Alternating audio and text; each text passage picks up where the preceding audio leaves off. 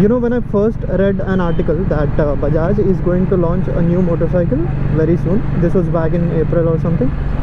At that time I thought Bajaj might come up again with a new version of a motorcycle, maybe something new for the Indian market. But when this was launched, the Speed T4, I was a little disappointed, no kidding, because at that point of time I thought, how does it even make sense to, you know, downgrade an already good motorcycle with a lot of value proposition that Speed 400 had, right? Well, hello YouTube, welcome back to another video.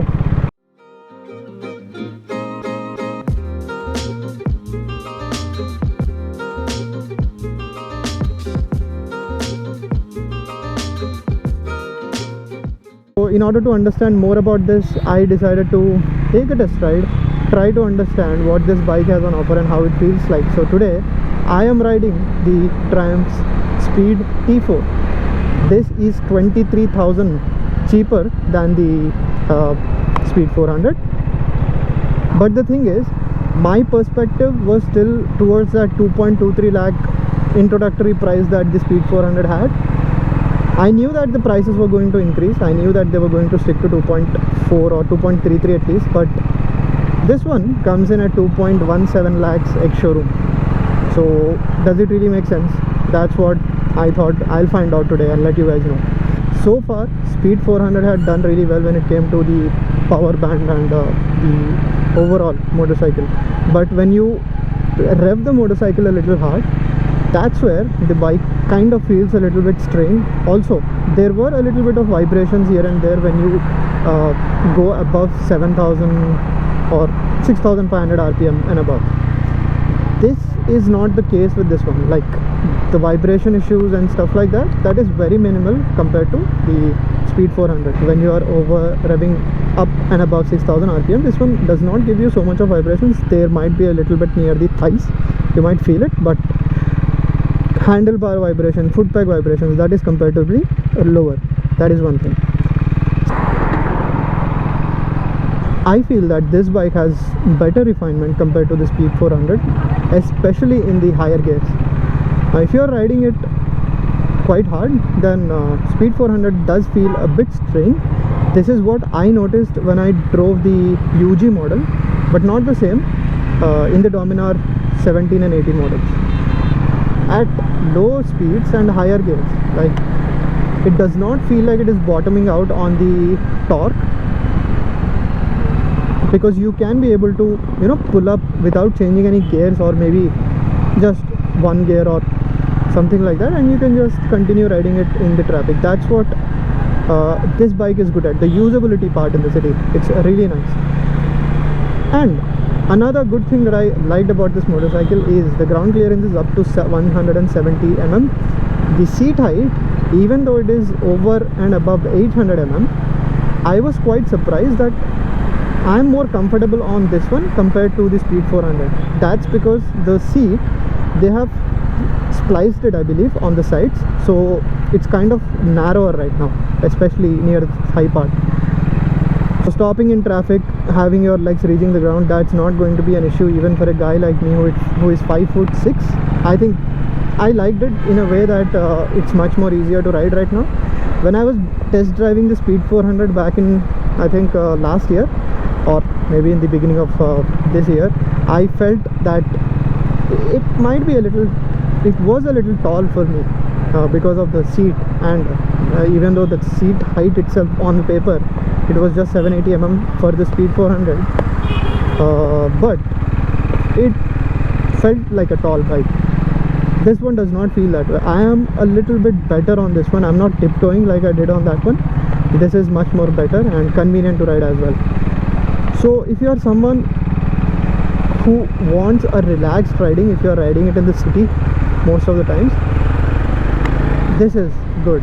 This is really surprisingly good, considering that it is a down-tuned version of Speed 400. Mind you, there is not much of a difference when it comes to the torque figures, because this one has around 36 Nm of torque, which is just like 1 Nm difference compared to Speed 400. When you have this kind of configuration, like the bhp is less and the torque is higher, then definitely you will have a good pickup when it comes to the initial gears, right? 0 to 60, I don't think this is much far away compared to speed 400, and maybe for the 0 to 100 it will take a second and a half more. However, it does not feel underpowered at all. I really like the way that they have maintained the same kind of functionality when it came to suspension dynamics, because it's a telescopic front forks. So I thought, why did they even do that? Because the visual appeal for the speed 400 came up because of the forks itself. That gold USD forks, those were thick and good, which gave a lot of visual appeal, and especially in the media rides, the photos and videos, it was amazing. It used to look really nice, but the same is not the case. Maybe for the visual appeal, the telescopic forks might not do that much of a add-on to the whole bike's silhouette. However, from functionality point of view, they are very close to what speed 400 is, because they absorb the bumps really well, and you have a thicker seat right now. Like, I think it is 5 mm thicker than the speed 400, so the comfort is good. Only thing is, the seat might feel a little slim or skinny, I would say, because they have sliced it and to the sides. And for the people who are taller, or maybe who have a bigger frame, for them it might feel like a little uncomfortable here and there, or maybe needs a little bit of getting used to. But now, talking about the things that I did not like. Again, for the visual appeal, the telescopic forks come the first in my mind. Although they are functionally good, they're functionally the same, pretty much the same. I am more of the view that well, why not just they had to stick with USD forks. I thought more about it, and I realized that bigger bikes like the Interceptor, the Bonnevilles, they even have something similar, like telescopic front forks. So it's not like a big deal breaker. So I'm more into a neutral perspective on that part. As long as they are doing the job, you are having a good ride quality, I think that is still okay when it comes to the suspension setup. So that's my opinion. Again, you do take a test ride and see how it feels like for you. This one has a 140 section tire compared to 150. I really wish that they had stuck with the 150 section tire, but it is what it is. Again, this one comes with a 140 bias ply tires. That had radial ones. One thing that you have to remember, or one thing that you have to keep in mind, is that when these kind of motorcycles in these kind of tires, the cornering capabilities, it is less effective compared to the radial ones. I'll just quickly show you what the tire looks like from the back. See the design pattern as well. I used to like it a lot in the Apollo tires, because the tread, I think that was quite interesting or visually appealing for last year's speed 400. This year they have Redestine tires. Well, this is how it looks like when it comes to telescopic forks. Another thing that I did not like is they have now changed this particular clamp to a different one. This looks a little less premium compared to speed 400, because that one had premium finish to it. Another thing that I kind of feel a little too much, again this is subjective thing, but for me these stickerings are a bit too much. Like, I prefer minimal designs, but again, it's your subjective preference. Till here it is really nice the way that they have these graphics. This is fine, but these things, not that much. I wish they just did not have this. It would have looked much more cleaner. So you have a USB-C port here, and there are no adjustable levers anymore. There is a difference in the mirrors as well, because you used to get bar end mirrors on the speed 400. And the thing that has changed is that the sprocket sizes are smaller on this one compared to the speed 400. Visually itself, you can when you look at it, you'll see that speed 400 has a bigger sprocket size, because now that the engine has been detuned, so it's reduced in the power figures, and also the tires have been changed. They had to do some kind of changes in the sprockets as well.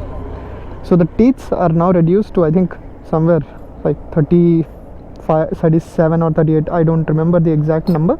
That's what it is. Throttle response is good on this one because it's cable assisted throttle response, not the ride by wire, so there is no traction control on this one. And talking about the pillion seat, I wish they had changed this one, the grab handle. Again, we had the same kind of a complaint in the Speed 400 as well. I wish they had given something like the one on the Scrambler 400, but again, you can change it.